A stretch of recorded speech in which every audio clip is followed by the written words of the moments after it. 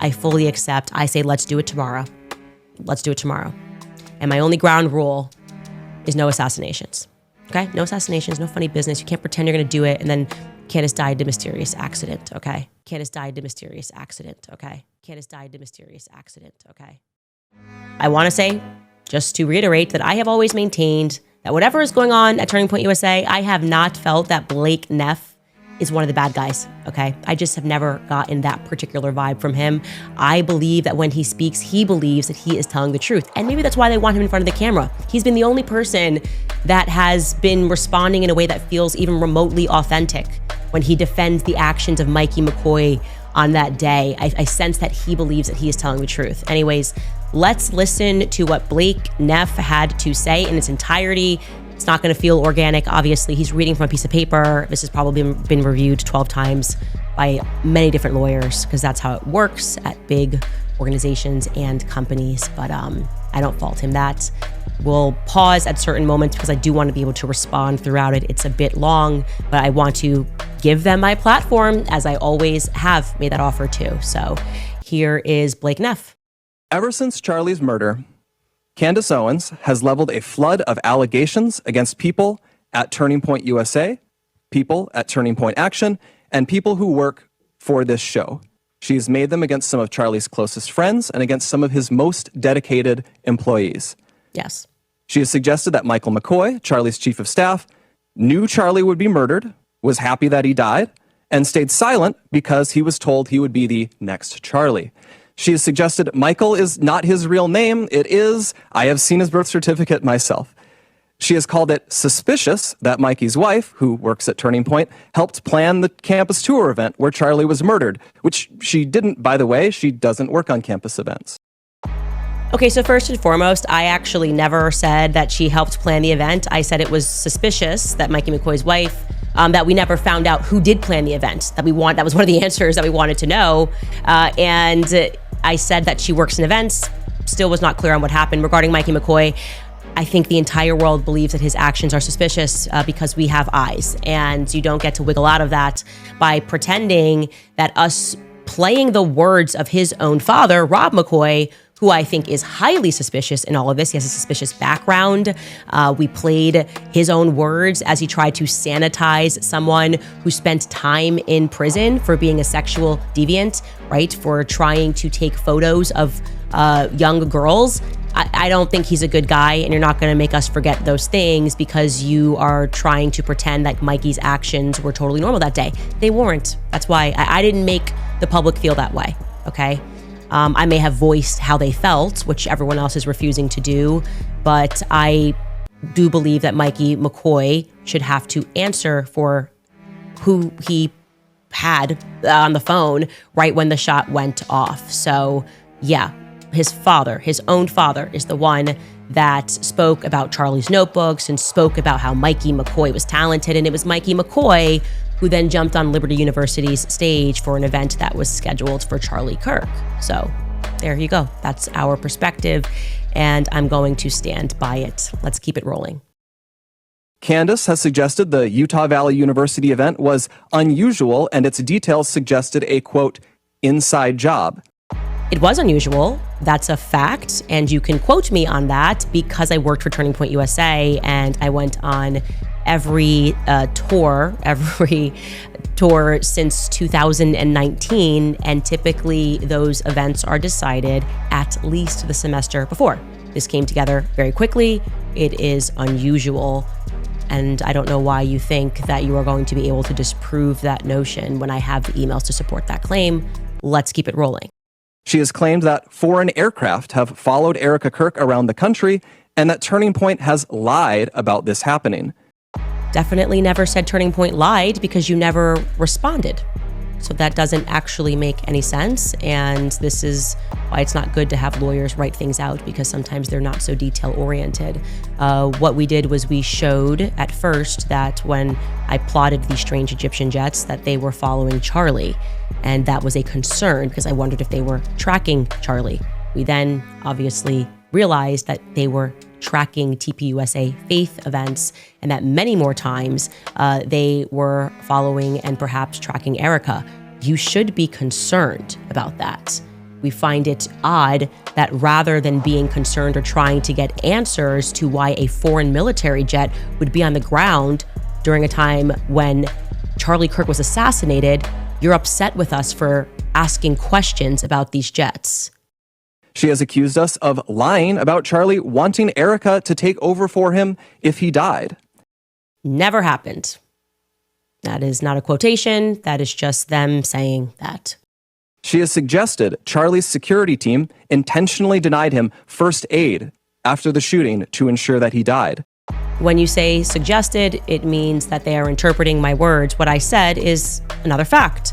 They did not issue him first aid. When he fell down, there was nobody who pulled out any gauze and tried to stop the bleeding, and they've admitted to that. In a sit-down with Sean Ryan, Brian Harpole said it was because of the severity of the injury. I'm sorry, again, that we noticed something that stood out as unusual, given the expertise and the amount of money that he was paying that supposed to be an elite team. She has raised suspicions about the head of our technical team because he took an SD card out of a camera. She has spread absurd claims that Tyler Boyer, who we just had on the show, sexually abuses male interns. Okay, so yes, the SD card thing is unbelievably suspicious. It's not something that you would do. Neither would you just run up onto a grassy knoll and record yourself. Again, these are unusual actions, and rather than trying to pretend like it's normal to record a selfie video of yourself and to prematurely announce that somebody is dead, maybe you should answer why all of that took place, because you guys told lies about, verifiable lies about why that took place. Because don't forget, Andrew Colvett sat next to you and said it was because people were stealing. People were stealing, you probably would want to grab the very expensive cameras and not the SD card for an event that was being live streamed. Regarding Tyler Boyer, I'm so glad we're going to do this live streamed because I'm happy to present to you the exact name of the intern. And I didn't say that he abused him. I didn't say it was not consensual. I said that he likes younger boys. I don't mean like younger as in they're not of the legal age. I'm just saying they're a lot younger than him.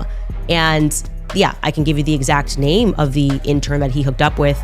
That person was not at Turning Point USA, but I can also give you more than that, as well as people that are currently working for Turning Point USA who said that Tyler Boyer, and these are young men, tried to hook up with them after some events. So I'm glad we're going to live stream that. She has suggested that TPUSA faith-affiliated pastors, like theologian Frank Turek, who we'll have on in a moment, and Pastor Rob McCoy, are part of a military, quote, infiltration of Turning Point, either because they are veterans or because they have family members who are.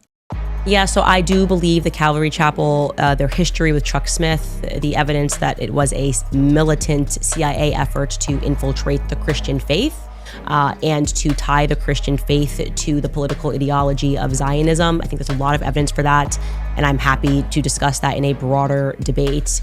I do think that things at Turning Point USA became a bit problematic when you started to, I would say, almost hijack genuine Christian faith and sort of roll it into this idea that you must support Israel in order to be a Christian.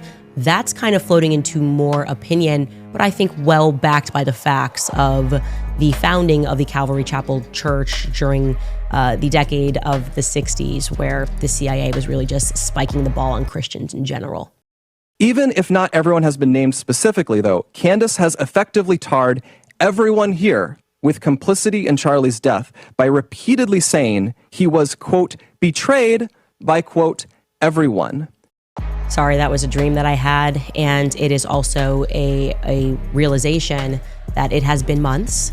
People at Turning Point USA are in possession of text messages the day before Charlie died, in which he wrote out to you, and not just to people that work at Turning Point USA, but also security guards, that he thought that they were going to kill him tomorrow, explicitly.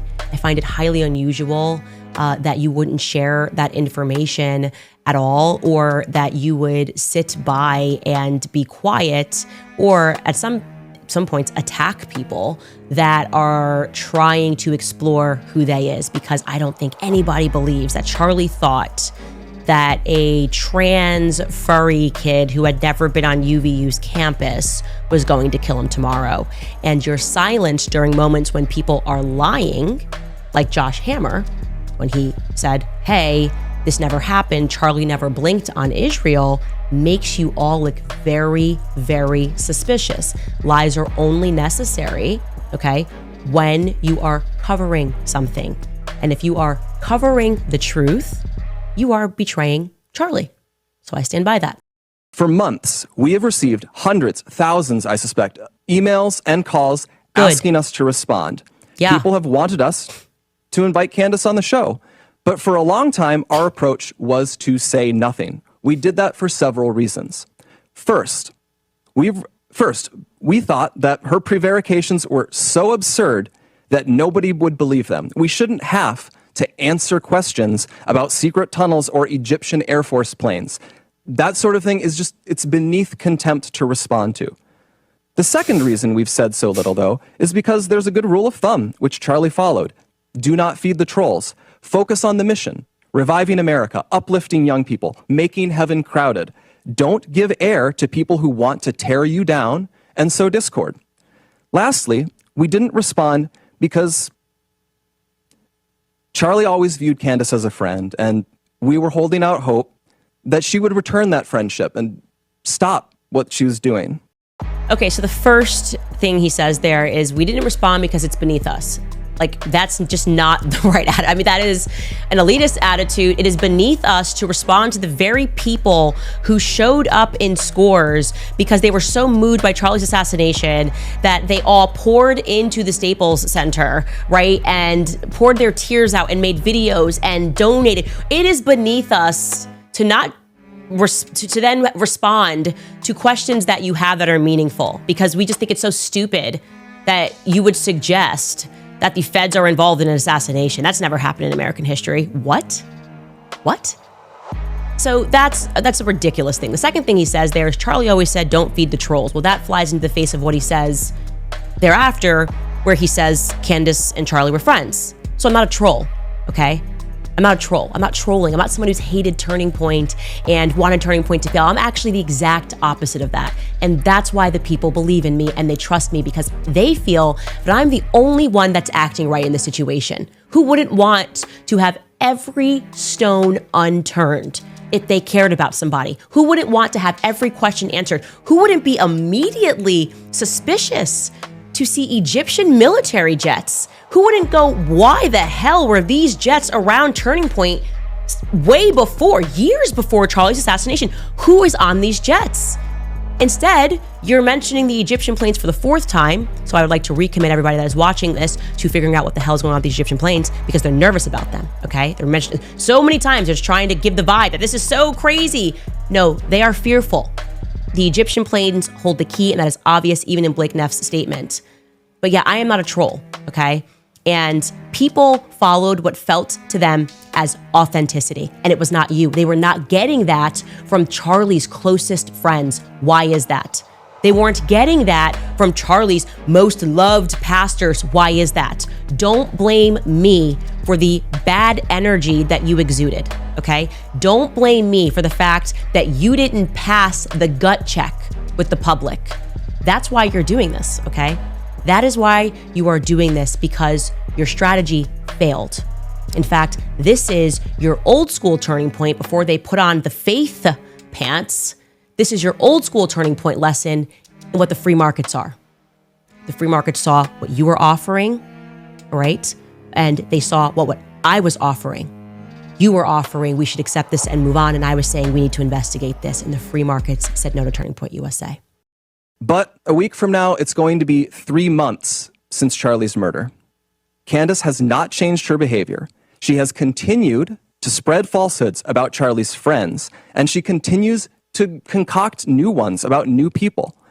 She's using these falsehoods to enrich herself while dividing the conservative movement at an absolutely critical time for this country.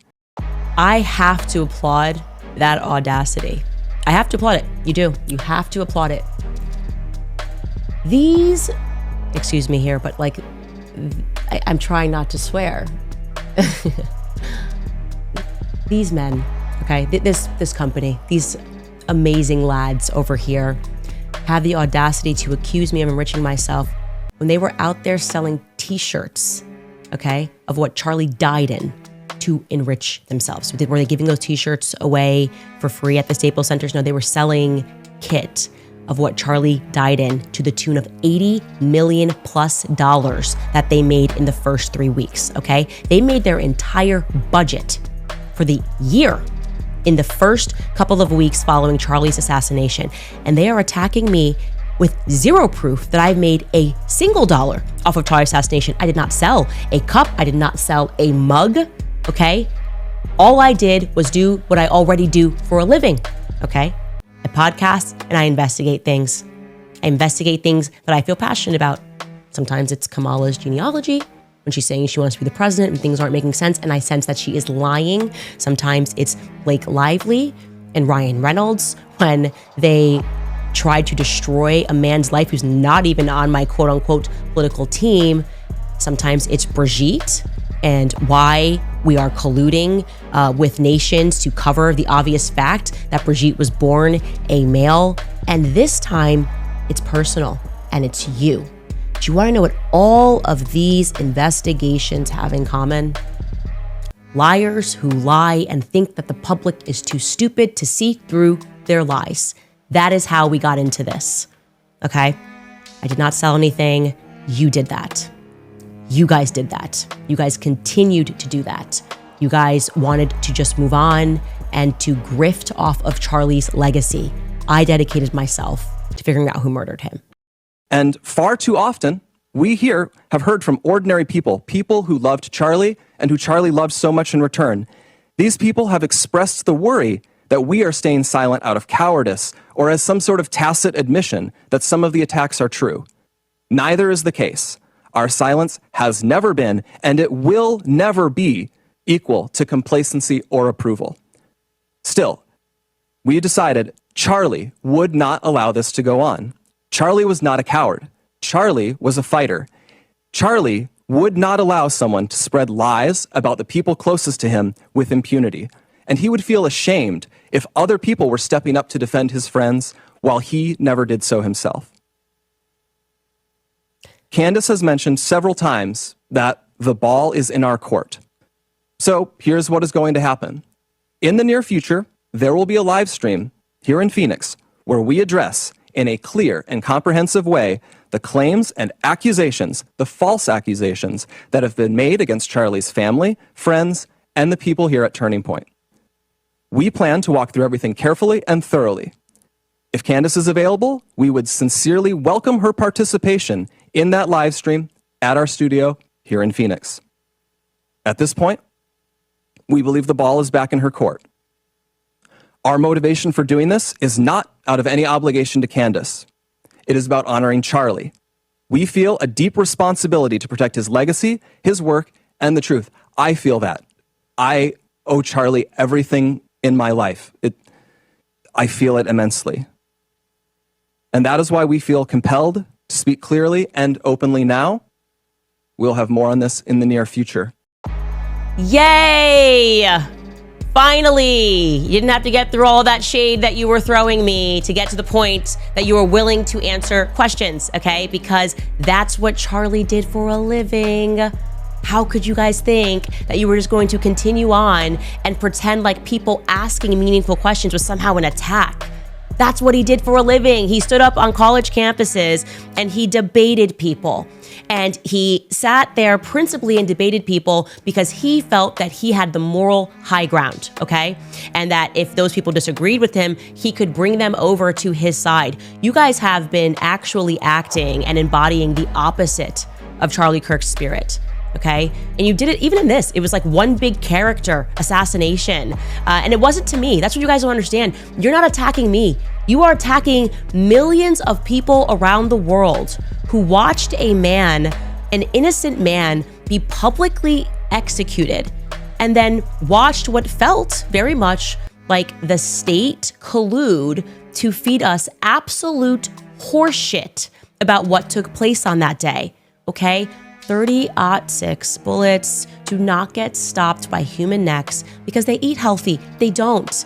And yes, you guys are a part of that apparatus of people who made us feel, and you've expressed it here, like you were too good to answer questions. We are already said, I got on stage and I told you that I'm Charlie's pastor. I told you I'm his best friend.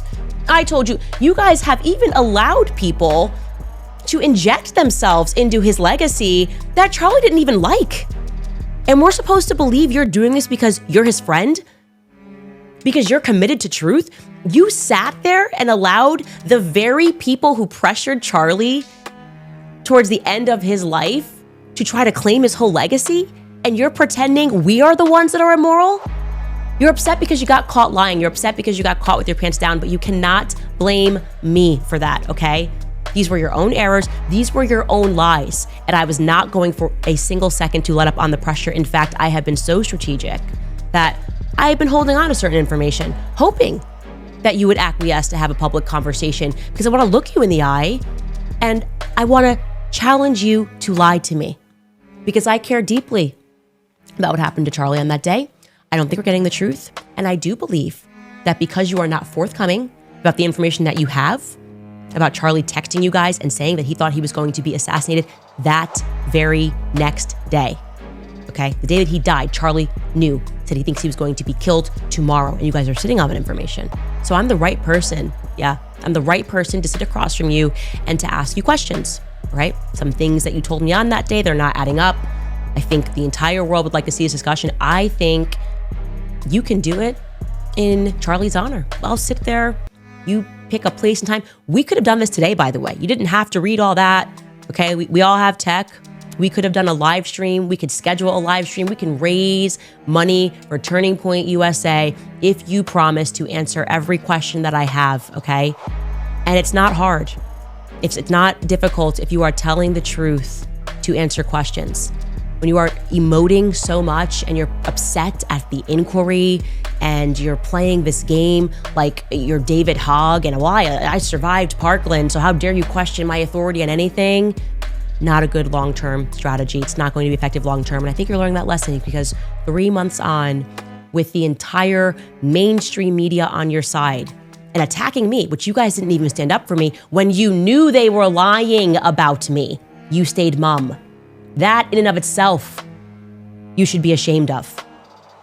You should be ashamed to sit across from people who did everything they could to stop Charlie's rise, breaking bread with them and refusing to have a conversation with me, and you know that I cared about Charlie.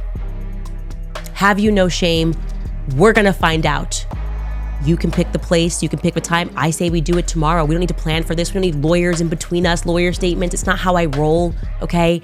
I don't care about any of that. I want it to be authentic. Like I said, you can take the money. We can raise money live for this conversation. That is how badly the world is demanding it. So I accept it with whistles and bells, everything. I fully accept. I say, let's do it tomorrow. Let's do it tomorrow. And my only ground rule is no assassinations. Okay? No assassinations, no funny business. You can't pretend you're going to do it and then Candace died in a mysterious accident. Okay?